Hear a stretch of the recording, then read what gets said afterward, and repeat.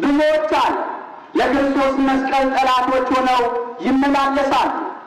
ብዙ ጊዜ ስለ እነርሱ አልኳችሁ፣ አሁንም እንኳን እያለቀስኩ እላለሁ። መጨረሻቸው ጥፋት ነው። ሆዳቸው አምላካቸው ነው።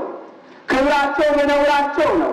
ሐሳባቸው ምድራዊ ነውና ፊልጵስዩስ ምዕራፍ 3 ቁጥር 18 ጀምሮ ዛሬ ብዙዎች ለአምላካችን ለጌታችን ለመድኃኒታችን ለኢየሱስ ክርስቶስ መስቀል ጠላት ሆነው እየተመላለሱ ነው።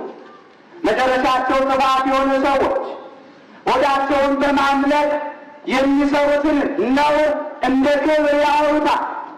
ቅዱሳንን መሳደብ ዛሬ እንደ ክብር ተቆጥሯል።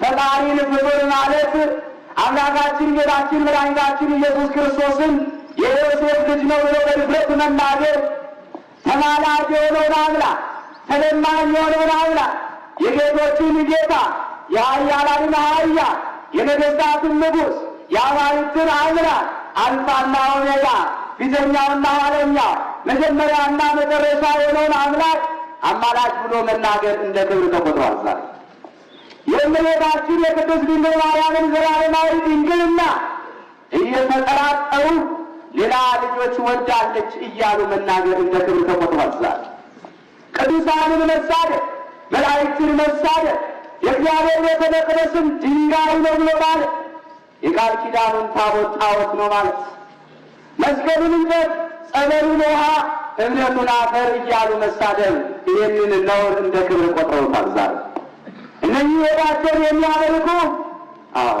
ሰው ሳሉ ባህሪያቸውን ለውጠው ውሾች የሆኑ ናቸው።